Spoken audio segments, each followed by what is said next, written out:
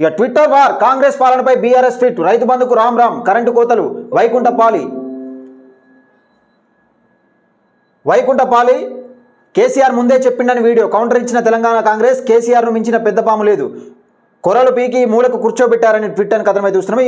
ఇక్కడ రైతు చచ్చిపోయిందని చెప్పినాం కదా, ఆ రైతు పైన పూర్తి విచారణ చేయాలి. ఆ రైతుకు చావుకు కారణమైన విషయాలు ఏంటి అని పూర్తి విచారణ చేయాలని సీఎం ఆదేశించిండు. నిజంగా కొన్ని సోషల్ మీడియా మాధ్యమంలో వస్తూ ఉన్నది, అసలు డమ్మీ మందు తీసుకొచ్చి ఈ దావు ఏంగా తాగు అని బీఆర్ఎస్ నాయకులు అన్నారు అని కొన్ని సోషల్ మీడియాలో వస్తూ ఉన్నది. మరి అది ఎంతవరకు నిజమో చూపెట్టాలి. ఇక అంత పాపానికి దిగజారుతారా మరి నేను అనుకోవట్లేదు. ఇది ట్విట్టర్ వేదికగా ఇంతకీ కైలాస వైకుంఠపాలి ఆటలో పెద్ద పాము ఎవరయ్యా అంటే కేసీఆర్ అంటా ఉండు. అందరినీ మింగుకుంటూ వస్తూ ఉన్నాడట చుట్టుపక్కల ఉన్నోడిని. దీనికి సంబంధించిన అంశం ఇక కథనంగా తీసుకున్నారు, బ్యానర్ ఐటమ్గా తీసుకున్నారు. ఒకసారి దానికి సంబంధించిన అంశం కూడా చదివే ప్రయత్నం. కాంగ్రెస్ పాలనపై సోషల్ మీడియాలో బీఆర్ఎస్ కాంగ్రెస్ శ్రేణుల మధ్య మాటల యుద్ధం జరుగుతూ ఉన్నది. తాజాగా నిన్న రేవంత్ సర్కార్ తీరుపై బీఆర్ఎస్ పార్టీ వీడియోను ట్వీట్ చేసింది. ఆ వీడియోలో పొరపాటున కాంగ్రెస్ అధికారంలోకి వస్తే రైతు బంధుకు రామ్ రామ్ కరెంటు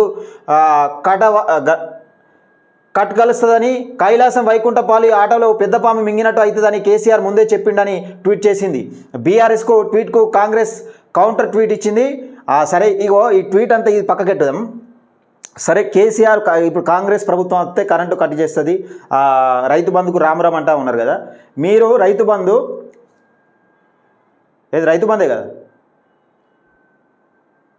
కేసీఆర్ వైకుంఠపాలిలో పెద్దపాము కూర్చోబెట్టిండు, రైతు బంధు కదా. మీరు రైతు బంధు ఎన్ని ఎకరాలకు ఇచ్చిర్రు? అసలు 10 ఎకరాలు 20 ఎకరాలు ఉన్న రైతులు ఎంతమంది ఉన్నారు? కనీసం ఒక 50 ఎకరం రైతు అంటే ఒక 50 ఎకరం వేసుకో. 50 ఎకరం ఉన్నాడు బలిమిడికి చేయగలుగుతారు కావచ్చు, చూద్దాం. మనం చేయలేడు, 50 ఎకరాలు ఒక్కడే చేయలేడు, సొంత భూమి అట్లా ఉండదు, చేయలేడు రైతు అన్నాడు. చిన్న సన్నకారు రైతులు ఎక్కువ ఉంటారు దాదాపుగా.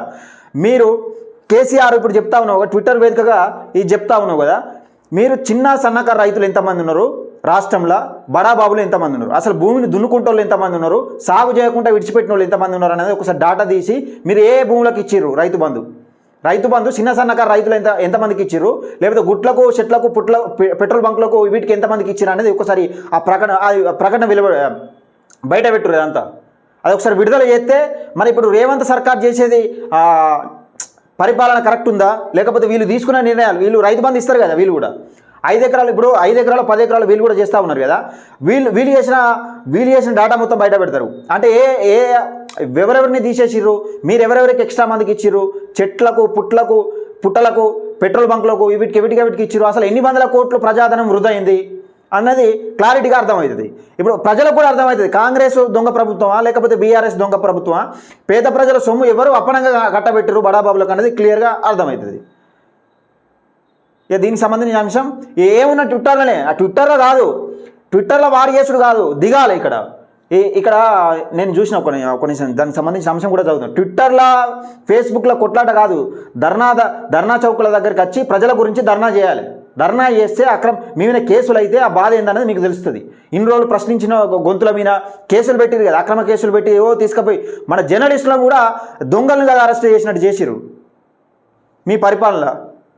నిన్న కౌశిక్ రెడ్డి ఏమో మాట్లాడతారు, అక్రమ కేసులు పెడుతురు, క్రిమినల్ చట్టాలు పెడుతురు అని ఇష్టం ఉన్నాడు, బెదిరిస్తూ ఉన్నాడు. ఆ వీడియో నా దగ్గర లేదు ఇంకా.